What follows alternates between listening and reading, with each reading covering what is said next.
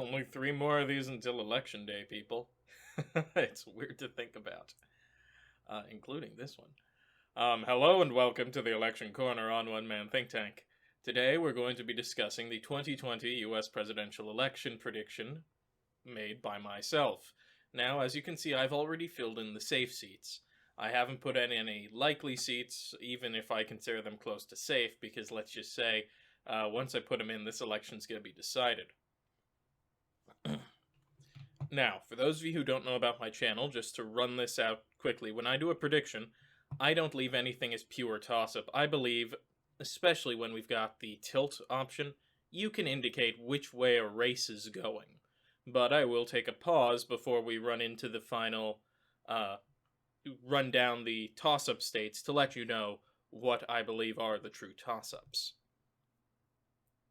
So, 3 days before election, 3 days, not that close, 3 weeks before election day, how are things looking? Well, let's knock out the likely seats so we can actually get an idea. Starting off with the Rust Belt, which is stupidly in favor of Joe Biden. I mean, stupidly in favor of Joe Biden. We're talking Wisconsin, Michigan, and Pennsylvania. All 3 of these states Trump won in 2016. He's going to have to win them again, and Joe Biden is polling incredibly well in all 3 of them. So well, in fact, he's even winning Trafalgar Group in Pennsylvania and Wisconsin. That's how well he's doing. And it really kind of sets the tone of this race immediately. Joe Biden's not in any serious danger, and it seems that Donald Trump is going to lose these 3 states. A sheer unadulterated fact of the matter. So if you're wondering who's going to win, Joe Biden, most likely. But let's keep going state by state, because you never know when you could have a surprise and a sudden flip. There's only one more likely seat on the board right now, and that's Arizona. The main reason I'm listing Arizona as likely, despite a slight narrowing in the polls, is due to the fact Joe Biden is polling very well there, as is the Senate candidate, and Republicans seem to be underperforming in the polling, indicating Arizona could very well flip at the statewide level to the Democratic Party. The fact the Arizona State House is now in play seems to be a mass rejection of the Republican support that we saw in 2018 at the state level, and could very well flip the state. So I'm going to be a little bit more bullish for Joe Biden on Arizona than I will be in a few other states. So, initially, this is our setup. Democrats, 289 votes. Republicans, 125 votes. And thus, we're left with our toss-ups. And all of these are toss-ups in their own way, even if some are a little bit less volatile than others. Nebraska's 2nd District, Iowa, Ohio, Maine's 2nd District, North Carolina, Georgia, Florida, and Texas. All of these states are toss-ups in practice. They are competitive. Someone could flip them, and essentially this is a worst-case scenario for Republicans because they need to win all of them. And pulling off a hat trick like Trump pulled in 2016, where you not only win one of the core seats for the Democratic Party, but then hold all of your tilt and lean seats, is very rare. So let's knock off the lean seats so we can see the really competitive areas. So Nebraska's 2nd District and Maine's 2nd District lean towards the Republicans and the Democrats, respectively. Not shocking there. These districts, while they are separated from the rest of the country, do, at the end of the day, favor a certain party. And Nebraska favors the Republicans, and Maine favors the Democrats, especially in a Joe Biden scenario. However, as you might be aware, Nebraska's 2nd District is a little bit more competitive this time around due to the fact there's a strong House candidate, and Joe Biden is running a decently strong campaign in the Rust Belt and the Midwest. Another lean state is Iowa. Now, Iowa is a state that will always appear to be more competitive than it is, in my opinion, for one main reason, and that is the fact that it is hard to poll rural areas. And when a state is all rural area, looking at you, Great Plains, it's pretty simple to elaborate on the idea of, well, rural voters so far mostly said this, so we can assume most of the state's doing that. With Iowa, you've got Des Moines, Cedar Rapids, and Waterloo, and those are the three big areas, along with, and then you've got some minor ones like the Quad Cities, Dubuque, and Ames. All of those come together to form basically a blue backbone for the state, but they're so suburban, they either can have apathetic turnout or Republican leaning turnout most times. So, for example, at the House level for this, Virginia. I don't know why I said Virginia. I was looking over here and I thought, oh yeah, D.C., Virginia. At the federal level, for the federal House, Iowa will probably stand its usual cadre of 3 Democrats and 1 Republican, but the margins will be so close for the Democratic Party, they will end up losing statewide races, such as the presidential race, due to the fact that Trump doesn't seem to be as controversial in Iowa as someone like Joni Ernst is. Because right now I'm predicting she's probably going to lose her race in the Senate. But for right now, I'm going to be a little bit more bearish on Biden's chances there and assume Iowa will remain red at the presidential level. But in good news for the Democrats, I actually do have another leans seat for them. North Carolina, moving it up from tilt. The Democrats are polling really well in North Carolina across the board for statewide and state-level races. And Joe Biden's begun to inch away from Donald Trump at the presidential level, which could indicate, frankly, a pretty bad loss for Donald Trump. For the Republicans, and a loss for Donald Trump at the Nebraska level. So I'm willing to move it from tilt to leans just because Joe Biden's shown a decent performance of polling above Trump. And other polls in the state seem to indicate that as well. And thus we're left with our tilt states and the true toss-ups of our toss-up bunch. Ohio, Georgia, Florida, and Texas, better known as 4 seats Republicans never want to see in the toss-up column. So let's just knock them out one by one, starting off by finishing out the Rust Belt with Ohio and putting as its tilt Democratic. The Democratic Party has done an incredibly good job of not putting their foot in their mouth in Ohio this time. And it's simply, they ran Joe Biden. He's got that Scrantonian air about him that Sherrod Brown, the only statewide Democrat in Ohio, has. And also, Trump has not made himself many friends in Ohio. And it does seem Republican Party support in Ohio is decreasing.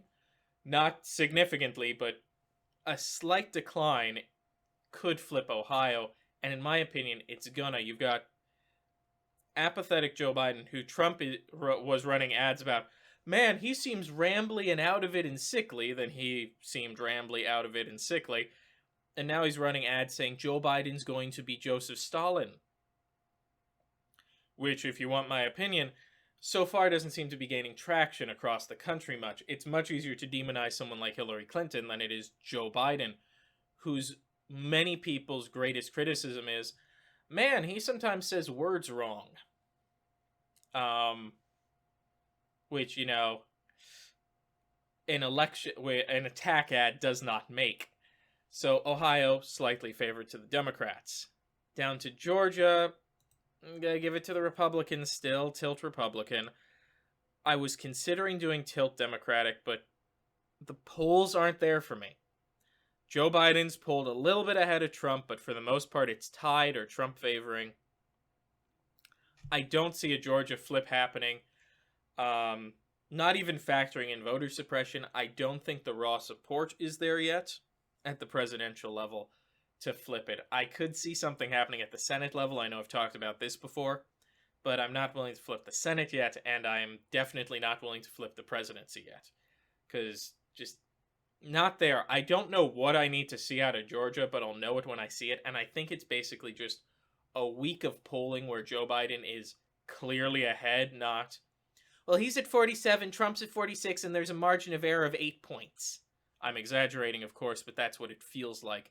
Where, well, Joe Biden's kind of ahead, and national momentum's indicating a push towards Joe, but having trouble arguing that, and it's not helping that right now we know early ballots are favoring the Democrats.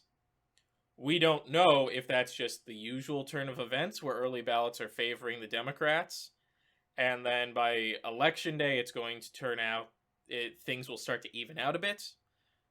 Granted, in like 2016, 40% of people sent in mail-in ballots, and at this time around it's something like 70 are expecting to early vote or send in mail-in ballots. And there has been a higher turnout too. In Georgia, I believe 20% of ballots that were cast in 2016, the number of ballots that were cast, we've already cast 20% of those. They've already been cast in Georgia. That is a massive change in events, and we still have 2 weeks of early voting to go. If it turns out this is a very high turnout Georgia election for mail-in ballots and early voting, and it still favors the Democrats, that could be too much of an obstacle for Republicans to overcome. And that's the other problem with these toss-up states. As early voting begins, we're gonna get reports of, well, it's favoring the Democrats, and the simple response to that is, okay, will it still favor the Democrats on election day? For Georgia, I'm going to say no. But for Florida, I'm going to say yes. And there's one simple reason for this. Georgia's polling has indicated consistently a shift towards Joe Biden in a state Trump has been leading in, while Florida has indicated a tightening of a race Joe Biden has been leading in. There's a slight change, and while I'm very concerned that voter suppression could end up flipping the state, there is a noticeable tightening of the race without Joe Biden losing support, which is what I was expecting to happen about a week or two ago. Still think the race is really close, but I'm going to say this time around it's tilting towards the Democrats as opposed to tilting towards the Republicans. So we're left with our last seat, or state, Texas. 38 votes that could, if the Democrats failed to win any other state that Hillary Clinton lost, but they won Texas, they would win the election. So, how does Texas go? Before I can tell you, I need to go into a lot of detail on Texas. First off, the Texas Senate race is, for lack of a better term, competitive, but not contested.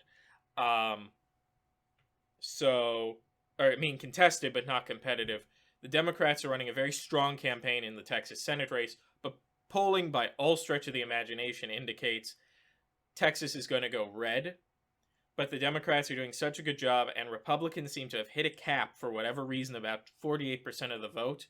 Democrats have a strong chance of, if they can just pull early voter and undecided voter and swing voter turnout to themselves, they could flip the state, which is not out of the realm of possibility.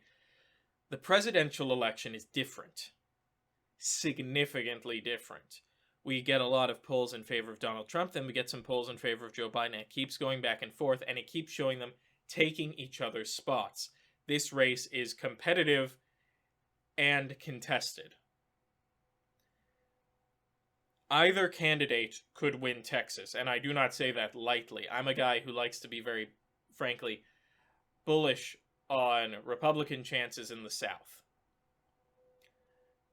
Hence why I'm not going, well, Missouri's likely or Kansas is likely this close to the election, because at the end of the day, I know these states are basically safe for the Republicans. There are only a few states where the Democrats are really hammering home the ads. And these are all the contested ones. It's not shocking.